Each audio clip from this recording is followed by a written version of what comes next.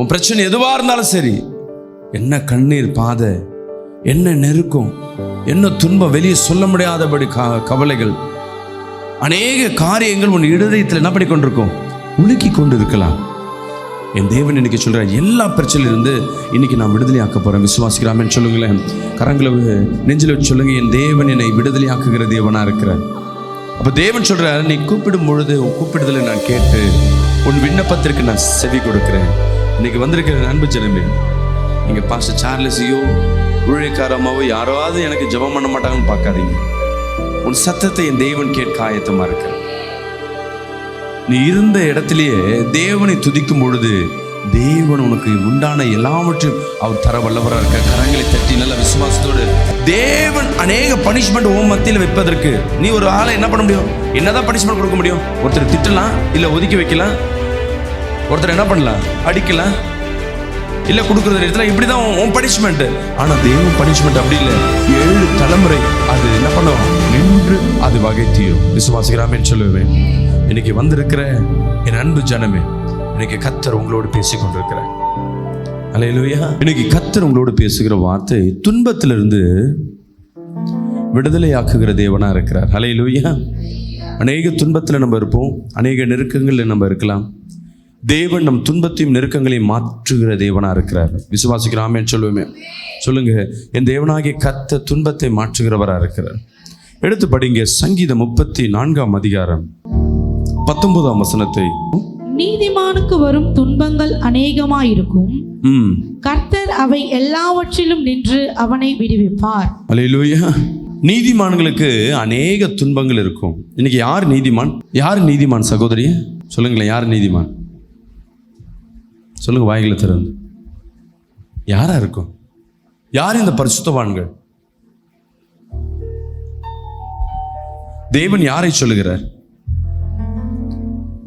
இந்த உலகத்தின் பார்வையில் மனிதர்களுக்கு நம்ம பார்க்கும் பொழுது நம்ம குற்றவாளியாக, ஒன்றுமே இல்லாதவர்களாக, தீட்டுப்பட்டவர்களாக, குறைபட்டவர்களாய் காணப்படுவோம்.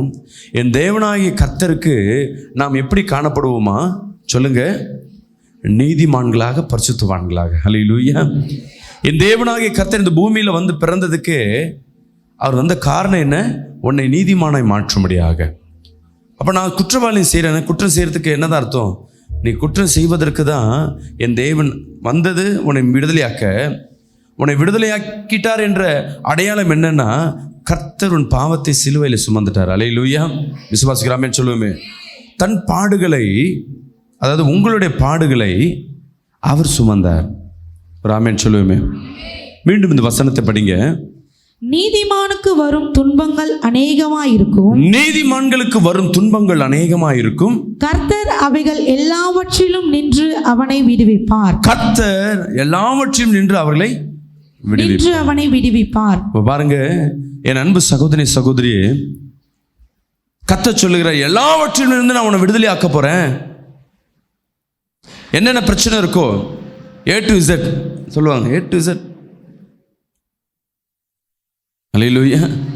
உன் பிரச்சனை எதுவா இருந்தாலும் சரி, என்ன கண்ணீர் பாதை, என்ன நெருக்கம், என்ன துன்பம், வெளியே சொல்ல முடியாதபடி கவலைகள், அநேக காரியங்கள் உன் இருதயத்தில் என்ன பண்ணி கொண்டிருக்கும், உலுக்கி கொண்டு இருக்கலாம். என் தேவன் இன்னைக்கு சொல்கிறார், எல்லா பிரச்சனையிலிருந்து இன்னைக்கு நான் விடுதலை ஆக்க போகிறேன். விசுவாசிக்கிறாமேன்னு சொல்லுங்களேன். கரங்களை நெஞ்சில் வச்சு சொல்லுங்க, என் தேவன் என்னை விடுதலை ஆக்குகிற தேவனாக இருக்கிறார். அல்லேலூயா. அந்த வசனம் சொல்லுது, நீதிமான்கள் கூப்பிடும் பொழுது கர்த்தர் கேட்டு. அப்போ உன் கூப்பிடுதலை கர்த்தர் கேட்க இன்னைக்கு வந்திருக்கிற என் அன்பு ஜனமே, உன் சத்தத்தை இந்த சொந்தங்கள் கேட்குதோ இல்லையோ, என் அருள்நாதர் இயேசு கிறிஸ்து அவர் கேட்டுக்கொண்டிருக்கிறவராக இருக்கிறார். அல்லேலூயா. அல்லேலூயா. சொல்லுங்க. அப்போ தேவன் சொல்கிறார், நீ கூப்பிடும் பொழுது உன் கூப்பிடுதலை நான் கேட்டு உன் விண்ணப்பத்திற்கு நான் செவி கொடுக்கிறேன். இன்னைக்கு வந்திருக்கிற அன்பு ஜனமே, இங்கே பாஸ்டர் சார்லஸையோ ஊழியக்காரமாவோ யாராவது எனக்கு ஜெபம் பண்ண மாட்டாங்கன்னு பார்க்காதீங்க. உன் சத்தத்தை என் தேவன் கேட்க ஆயத்தமாக இருக்கிறார். நீ இருந்த இடத்திலேயே தேவனை துதிக்கும் பொழுது தேவன் உனக்கு உண்டான எல்லாவற்றையும் அவர் தர வல்லவராக இருக்க. கரங்களை தட்டி நல்ல விசுவாசத்தோடு ஆமென் சொல்லுவேன். இங்க வசனத்தை மீண்டும் போடுங்க. நீதிமான்களின் கூப்பிடுதலை அவர் கேட்டு அப்போ நீங்க நீதிமான்களாய் இருக்கிறீங்கன்ட்டு கர்த்தர் சொல்லுகிறார். யாரை நீதிமான்களாய் மாற்றுகிறார்னா, எந்த நெருக்கம் எந்த சூழ்நிலை வந்தாலும் உன் பாதைகள் எல்லாமே தேவன் சொன்னபடியே நடக்கிறது என்றால், அது தேவன் சொன்னபடி என்ன, வேதத்தின்படி உட்பட்டு நடக்கிறீங்கன்னா, அதற்கு பயந்து உங்க வாழ்க்கையை மாற்றிக்கொள்கிறீர்கள் என்றால், அதற்கு பயந்து உங்க வாழ்க்கையில சில காரியங்களை விட்டுவிடுவீர்கள் என்றால், தேவன் சொல்லுகிறார் நீதான் நீதிமான். அல்லேலூயா. உன் கூப்பிடுதலை தான் நான் கேட்பேன். இன்னைக்கு நிறைய கிறிஸ்துவர்களை பார்க்கிறேன், இன்க்ளூடிங் ஊழியக்காரர்கள் கூட. நல்ல ஜெபம், மணிக்கணக்கா ஜெபம், நல்ல விசுவாச வார்த்தைகள், ஊழியத்துக்கு நல்லா கலந்து கொள்வது, நல்லா ஆராதிப்பது, விசேஷமாய் பாடுவது, வசனத்தை போதிப்பது, ஓகே, கரெக்ட். ஆனால் வேதம் சொல்லுகிறது, ஒரு மனிதனை கண்டறிய வேண்டும் என்றால், ஒரு ஊழியக்காரனை கண்டறிய வேண்டும் என்றால், ஒரு மனிதன் நல்ல ஆவிக்குரிய மனிதனா என்று ஜட்ஜ் பண்ண என்ன பண்ணி ஆகணும், அவன் கனிகளை பார்க்க வேண்டும். ஃபாரினுக்கு நீங்கள் போகிறீங்கன்னா, போலீஸ்காரனுக்கு விசாவும் என்ன சொல்கிறது, பாஸ்போர்ட் கொடுக்குறீங்கன்னா, ஃபாரின் போனால் பாஸ்போர்ட் வேணும். ஆனால் அந்த பாஸ்போர்ட் எதுக்குன்னா, இவன் நல்லா இல்லை, ஒன்றும் பிரச்சனை இல்லைன்னு சொல்கிறது தான் அந்த பாஸ்போர்ட். இந்த பாஸ்போர்ட் கரெக்டாக இருக்கான்னு செக் பண்ணுறது யார் போவா? போலீஸ்காரன்ட்டு வெரிஃபிகேஷன் நடக்கும். இவன் மேலே ஏதாவது கேஸ் இருந்தால் ஃபாரின் போக முடியாது. அல்லேலூயா. முடிஞ்சு போச்சு. அப்போ உடனே நீ என்ன பண்ணுறாங்க, அவங்க ஃபாரின் போகாத அப்படி அந்த உடனே சர்ச் பண்ண என்ன பண்ணுறாங்க, எல்லாம் செக் பண்ணுறாங்க. ஆனால் அதே போல் நீதிமானுக்கு சில டெஸ்டிங் உண்டு. போன வருஷம் என் கூட ஃபாரின் போகிறதுக்காக ஒரு பாஸ்டர் என் கூட கிளம்பி வந்தார். நான் அவருக்கு டிக்கெட்லாம் எடுத்துட்டேன். கவனிங்க, கிளம்பி போகிற அவருக்கு பார்த்த இருக்கிற பாஸ்போர்ட்டு எக்ஸ்பைரி ஆகிடுச்சு. சரி, எக்ஸ்பைரி ஆகிடுச்சு, அதை போய் ரினியூவல் பண்ணால் போலீஸ்காரர் 2 நாள் வீட்டுக்கு வந்து நின்ட்டாங்க. அவருக்கு என்னன்னு தெரியல. என்னன்னு கேட்டால், சார் உங்கள் மேலே கேஸ் இருக்குது சார், 5 அலிகேஷன் இருக்குது. இவருக்கு ஒன்றும் புரியல, நான் எதுவும் தப்பு பண்ணல, கேஸ் இருக்குது. என்னன்னு பார்த்தா, ஒரு 5 வருஷத்துக்கு முன்னாடி ஒரு திருமணத்தை பண்ணியிருக்கார். இவர் திருமணத்தை பண்ணுறதுக்கு திருமண ரெஜிஸ்டர், யாரோ கல்யாணம், இவர் போய் நின்றுருக்கார். அந்த மணமகனுக்கு ஏற்கனவே திருமணமாகி 2வது திருமணமாக நடக்குது. அது பொன் வீட்டாருக்கு சொல்லாதபடி செஞ்சதுனால அந்த பிள்ளை அவங்க வீட்டில் ஒரு அந்த விஷயம் கல்யாணம் ஆனதுக்கப்புறம் தெரிஞ்சதுக்கப்புறம் அவங்க பிரிந்து வாழ ஆரம்பிச்சிட்டாங்க.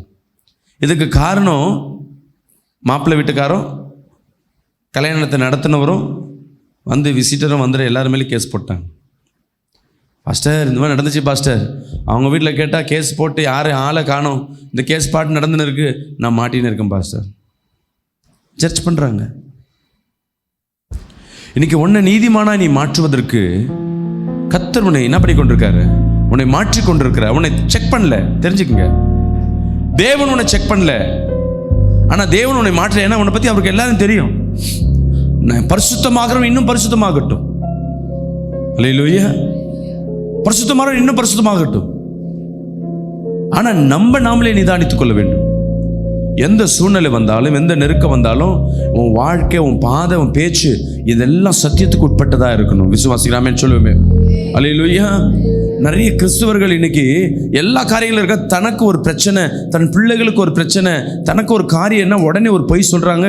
அந்த காரியத்தில் தப்பி வைப்பதற்காக மற்றவங்க மேலே பழி போறாங்க.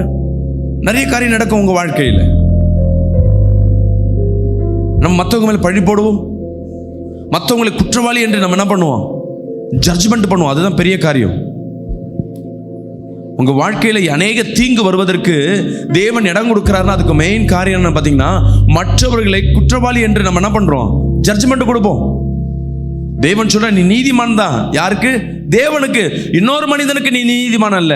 ராமன் சொல்லுவேமே, சொல்லுங்க, நான் நீதிமான் தான். கர்த்தர் என்னை நீதிமானா வைத்திருக்கிறார். இன்னொரு மனிதனுக்கு நான் நீதிமான் அல்ல. இன்னொரு மனிதனுக்கு யார் நீதிமான்? என் தேவனாகிய கர்த்தர். அல்லேலூயா. நீங்க யாரையாவது பார்த்து நீ குற்றவாளி, அநேக தமிழ்ல சொல்லுவாங்க, ஒருத்தன் நீ கை காட்டும் போது 3 விரல் என்ன பண்ணுமா, நம்மள காட்டும். எனக்கு நம்மளாம் கை காட்டுறதே இல்லை. நீ சொன்னாதான் நான் கையை நான் பாக்கெட்ல வச்சுக்கிறேன், நீ தான் குற்றவாளி, எனக்கு தெரியும் நீ தான். சில பேர் தப்பு செஞ்சிருவாங்க, அதற்கு நீங்க தண்டனை கொடுப்பீங்க. நீங்க நினைப்பீங்க தண்டனை என்ன, உலக தண்டனை என்ன, ஜெயிலு, சிறைச்சாலை. ஆனால் அதை காட்டில் நீங்கள் தண்டனை கொடுப்பீங்க, பேசாமல் இருப்பீங்க. சில காரியங்களில், சில நேரங்களில் மௌனம் சாதிப்பீங்க. ஏன்னா அவங்க குற்றவாளி என்று நீங்கள் நிர்ணயிச்சுட்டு உண்மையாக கூட இருக்கலாம். ஆனால் ஜட்ஜ்மெண்ட் தீர்ப்பு யாரை கொடுக்குறது? நீங்க உங்களுக்கு திருப்பி கொடுப்பதற்கு யார் அதிகாரத்தை கொடுத்திருக்கிறார்? அல்லேலூயா. ஒருத்தர் குற்றவாளி என்று பழி சொல்வதே உங்களுக்கு தகுதி இல்லை, அவர்களுக்கு தண்டனை கொடுப்பதற்கு நீங்க யாரு? சில பேர் பேசாம இருப்பாங்க, சில பேர் போய் ஷவுட்டிங் பண்ணுவாங்க, பயங்கரமா திட்டுவாங்க. குற்றவாளியா இருந்தாலும் இன்னொருத்தரை நீங்க தண்டிக்கும் பொழுது நீங்களும் தேவன் பார்வையில அநேக பாவத்திற்கு தண்டிக்கப்படுகிறவர்களா இருக்கிறீங்க. ஒரு ஆமென் சொல்லுவோமே. அல்லேலூயா. ஒரு மனிதன் தவறு செய்கிறான், உடனே போய் நீ தண்டிப்ப, திட்டுவ. தண்டிப்பனா என்ன? திட்டிப்ப, கோச்சிப்ப, பேசாம இருப்ப. இல்ல அவங்களுக்கு கொடுக்க வேண்டியதை ஸ்டாப் பண்ணுவ, இல்ல அவங்களுக்கு வர வேண்டியதை என்ன பண்ணுவ? தடை பண்ணுவ. ஒரு சமாதான கெடுதலுக்கு உண்டான வழிகளை செய்வ. காரணம் என்ன? ஒரு குற்றவாளி. உண்மைதான், கரெக்ட். ஆனா நீ நீதிமான் தவிர, தேவனுக்கு தான் நீ நீதிமான் தவிர இன்னொரு மனிதனுக்கு நீ நீதிமான் அல்ல. நீ இன்னொரு மனிதனுக்கு நீ பனிஷ்மெண்ட் கொடுக்கிறேன்னா, நீ அந்த அதிகாரத்தை நீ எடுத்துக்கொண்டுட்டேன்னா, தேவன் அநேக பனிஷ்மெண்ட் ஓம் மத்தியில் வைப்பதற்கு நீ ஒரு ஆளை என்ன பண்ண முடியும்?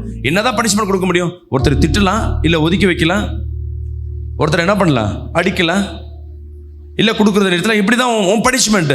ஆனால் தேவன் பனிஷ்மெண்ட் அப்படி இல்லை. 7 தலைமுறை அது என்ன பண்ணும்? நின்று அது வகை தீரும். விசுவாசிக்கிறாமேன்னு சொல்லுவேன். இன்னைக்கு வந்திருக்கிற என் அன்பு ஜனமே, இன்னைக்கு கர்த்தர் உங்களோடு பேசி கொண்டிருக்கிறார். அல்லேலூயா.